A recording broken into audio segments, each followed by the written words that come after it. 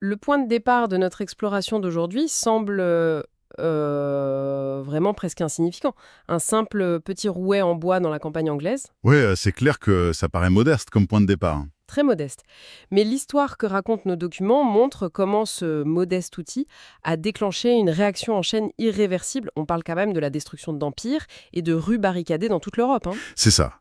Et la juxtaposition des deux sources qu'on a aujourd'hui offre une grille de lecture vraiment remarquable. Mhm. D'un côté, on a cette série de fiches de révision très méthodiques, avec la froide logique des changements technologiques. Les statistiques implacables, quoi. Exactement. Et les rendements, les brevets, les migrations de masse. Et de l'autre côté, on a la transcription d'un documentaire historique hyper viscéral sur les insurrections de 1848. Le fameux printemps des peuples. Voilà. Ce documentaire traduit la même réalité, mais à travers l'expérience humaine, la fureur, le sang et les bouleversements politiques. Et l'objectif, c'est vraiment de relier ces deux dimensions pour comprendre l'engrenage. Bah, la mission de notre analyse, c'est précisément de cartographier cet engrenage. On veut comprendre comment de toutes petites modifications sur des machines textiles ont pu carrément reprogrammer la structure sociale de l'Europe jusqu'à la faire exploser. Alors décortiquons tout ça. Allons-y. Commençons par regarder à quoi ressemblait cette industrie textile avant de devenir l'usine géante qu'on imagine. Alors les documents nous rappellent qu'avant le XVIIIe siècle, le textile c'est vraiment un modèle artisanal. C'est ancré dans la famille. Ouais, c'est à la maison, quoi. C'est ça. La production obéit au rythme naturel du soleil et des saisons. Et la répartition des tâches est hyper codifiée dans le foyer. Les enfants nettoient et cardent la laine, les femmes filent avec le rouet traditionnel, Mhm. et les hommes actionnent le métier à tisser manuel. Sauf que c'est un équilibre super précaire. Ah, bon. Bah oui, parce que le tisserand ne peut travailler qu'à la vitesse à laquelle les fileuses lui donnent le fil. Donc la production est super lente, plafonnée par l'énergie humaine. Et le premier vrai accroc à cet équilibre arrive en 1733. Les fiches parlent d'un certain John Kay et de son invention, la navette volante. La fameuse navette volante, ouais. Sur le papier, c'est juste un petit bout de bois. Mais ça permet au tisserand de faire passer le fil à travers son métier à une vitesse fulgurante. Plus besoin de le faire à la main. C'est une vraie percée technique. Totalement. Mais du coup, ça crée un déséquilibre monstrueux. Moi, ça me fait penser à une mise à jour informatique complètement ratée. Comment ça? Bah, c'est genre, imagine, on installe un processeur super puissant dans un ordinateur, mais la mémoire vive ne suit pas du tout. Ou alors une usine où le département d'emballage devient automatisé et traite des milliers de colis à l'heure, Un jour. mais les ouvriers à la chaîne continuent d'assembler les produits à la main. La machine d'emballage tournerait à vide. Ouais. Elle réclamerait un volume impossible à fournir. C'est exactement ça. Le métier à tisser de quai allait tellement vite qu'il dévorait le fil. Les tisserands se retrouvaient à rien faire parce que les femmes au rouet manuel pouvaient tout simplement plus suivre la cadence. Et ce qui est fascinant ici, c'est de voir comment un simple goulot d'étranglement technologique force la main à l'histoire, en fait. La navette volante rend le rouet obsolète juste par la pression de la demande. Il fallait plus de fils, et vite. Exactement. Ce besoin urgent pousse à chercher une solution, et ça aboutit en 1764 dans le Lancashire. James Hargreaves invente la machine à filer, la fameuse spinning jenny. La spinning jenny, ouais. Et là, un seul opérateur ne file plus un seul fil, mais 8 en même temps. La productivité d'une personne est multipliée par 8 d'un coup. Et ça s'arrête pas là, hein. Les modèles d'après passent à 16, puis 80 fils.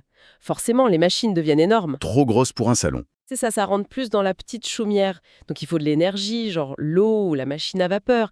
Et là, boum, c'est la fin du travail à domicile. Les gens doivent quitter leur maison pour aller vers la machine dans des grands bâtiments. L'usine moderne est née. Ça combien? 600 000, un siècle plus tard. Elle étouffe sous les usines et les filatures. Mais tu sais, en lisant tout ça, j'ai ressenti un vrai malaise. Ah oui, par rapport aux conditions de vie. Ouais, les fiches parlent de progrès, de hausse de production. Mais au fond, qu'est-ce que ça veut dire pour les gens? On décrit des journées de 12 à 14 heures, des enfants qui bossent sous les machines, des logements complètement insalubres. Le progrès technologique a-t-il initialement rendu la vie pire? C'est toute la question de cette époque. Et ça touche vraiment au cœur de la fracture sociale de la révolution industrielle. La richesse globale augmente, c'est sûr, mais c'est l'accaparement de cette richesse qui pose problème. Ceux qui s'enrichissent ne sont pas ceux qui bossent. Voilà. Avant, l'artisan maîtrise son temps et son outil. À l'usine, il perd les deux. Il vend son temps contre un salaire de misère au rythme de la machine. C'est la naissance du prolétariat. Face à une bourgeoisie qui s'en met plein les poches. Exactement. Et c'est cette polarisation extrême qui pousse des penseurs comme Karl Marx à développer la théorie de la lutte des classes. Les structures sociales sont tendues à craquer. Et cette fameuse tension, comme une cocotte minute, finit par exploser en politique. On a plein de gens pauvres face à une élite ultra riche. Il suffisait d'une étincelle, quoi. C'est ça. Et toutes nos sources pointent vers la France pour le grand boom. On est début 1848, sous Louis-Philippe. D'ailleurs, les caricaturistes le dessinaient en forme de poire. Ouais, c'était très révélateur du mépris qu'on avait pour lui. Un pouvoir super bourgeois et déconnecté. Le système est verrouillé, seuls les plus riches votent et les réunions politiques sont interdites. Alors pour contourner ça, l'opposition a trouvé une astuce géniale, les banquets. C'est une parade juridique super habile. Vu qu'on ne peut pas faire de réunion politique, on organise des grands repas payants. Bah oui, on a le droit de manger. Voilà. Et sous couvert de porter des toasts, ils font de longs discours pour dénoncer la corruption et réclamer la République.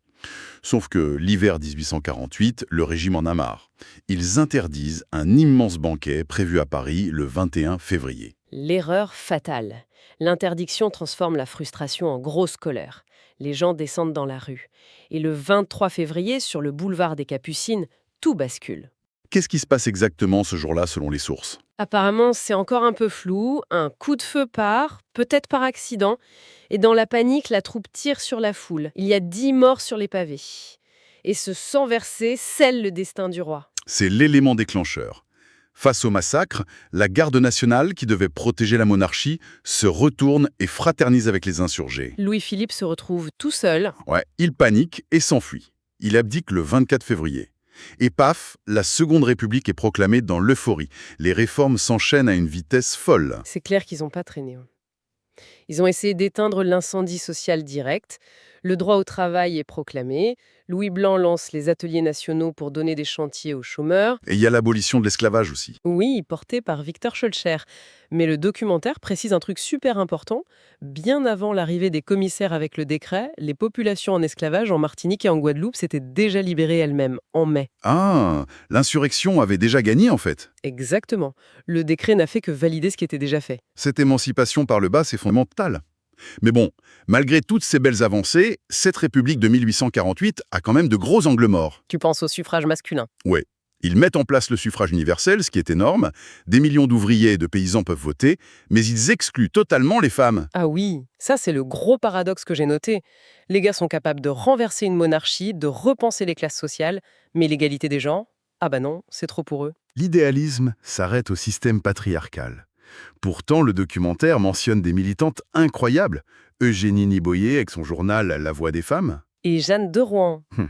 elle a carrément défié la loi en se présentant aux élections législatives juste pour dénoncer l'hypocrisie de ce suffrage soi-disant universel. C'était très courageux.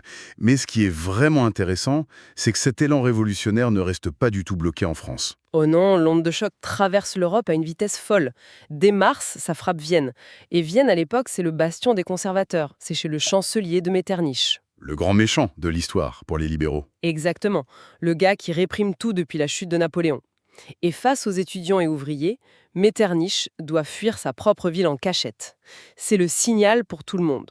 Milan, Berlin, Prague, l'Europe s'embrasse. Et dans toutes ces villes, il y a un objet spécifique qui devient le symbole absolu de la Révolution, la barricade. J'adore ce passage du documentaire.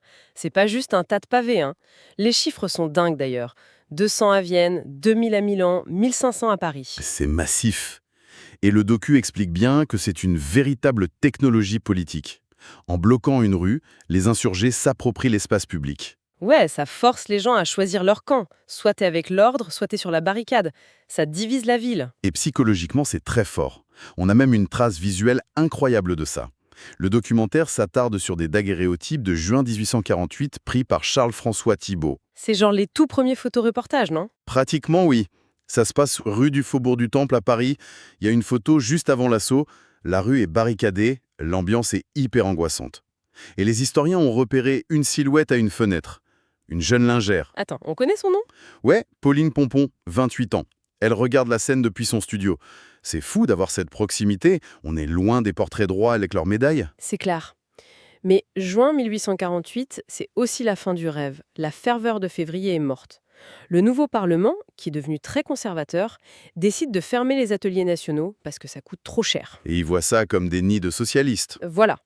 Du coup, les ouvriers parisiens crèvent de faim. Ils refont des barricades, mais là, le boss final, c'est plus un roi, c'est la République qui envoie l'armée tirer sur son propre peuple. La répression est terrifiante. Les journées de juin font environ 4000 morts.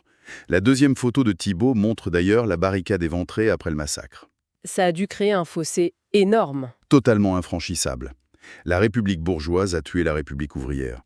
Et ça va d'ailleurs paver la voie à Louis-Napoléon Bonaparte qui fera son coup d'État peu après. Donc, si on regarde bien, en 1848, les rois reviennent au pouvoir, les armées écrasent tout.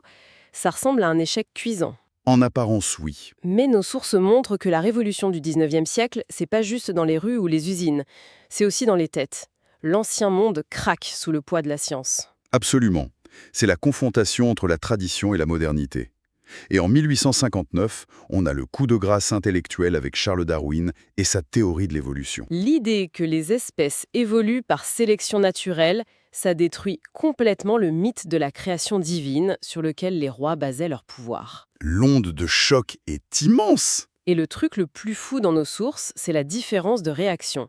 D'un côté, l'Angleterre fait des funérailles nationales à Darwin, Ouais, c'est la victoire de la science. et de l'autre côté, De l'autre, l'Église catholique. Il a fallu attendre 1996 pour qu'il reconnaisse officiellement que, bon, l'évolution c'est peut-être plus qu'une simple hypothèse. 137 ans plus tard. c'est révélateur de la lenteur de certaines institutions à digérer ce séisme. C'est clair. Bon, avec tout ça, quel est le grand bilan de notre exploration? 1848 semble être un échec immédiat, mais en fait, toutes les luttes de cette époque ont posé les bases de notre monde. Les droits sociaux, quoi. Voilà. Les syndicats, la limite du temps de travail, l'interdiction du travail des enfants, le droit de vote, tout ça, c'est né de la souffrance des usines et des barricades. C'était une promesse pour l'avenir.